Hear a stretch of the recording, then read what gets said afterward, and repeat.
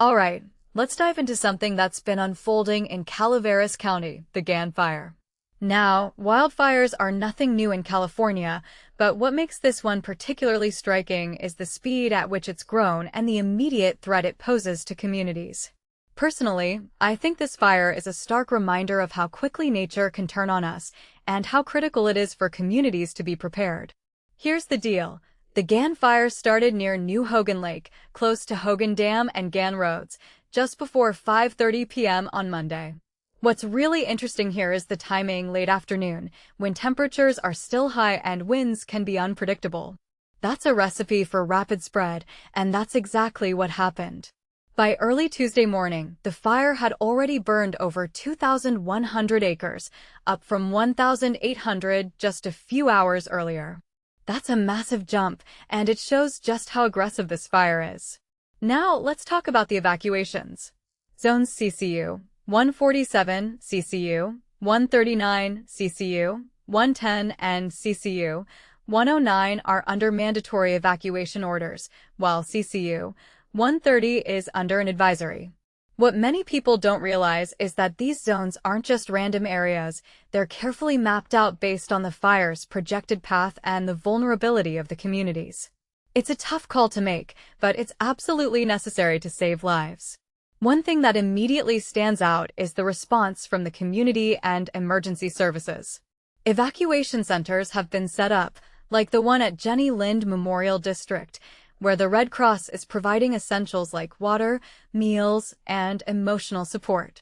What this really suggests is that in times of crisis, it's not just about fighting the fire, it's about taking care of people. And that's something I find incredibly heartening. But here's where it gets even more intense.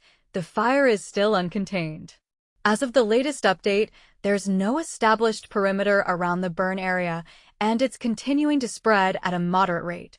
Over 250 personnel are on the ground, including Firehawk helicopters that can operate at night. This raises a deeper question.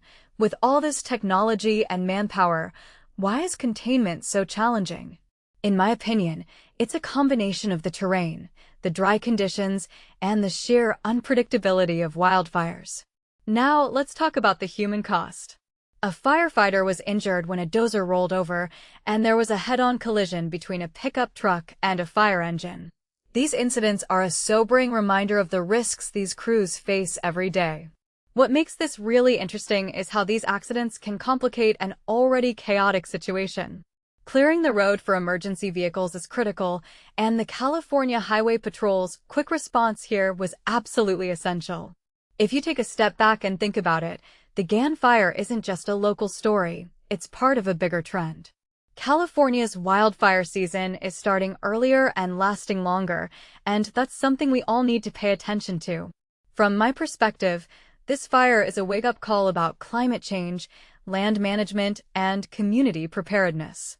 So, what's the takeaway here? Personally, I think it's this. Wildfires are unpredictable, destructive, and increasingly common.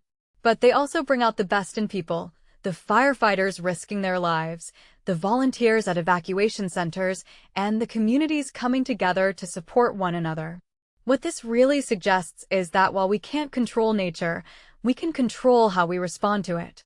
As we wrap up, I'll leave you with this thought. How prepared are you for a natural disaster? Whether it's a wildfire, a hurricane, or an earthquake, having a plan in place could make all the difference. Let me know in the comments, what steps have you taken to prepare for emergencies?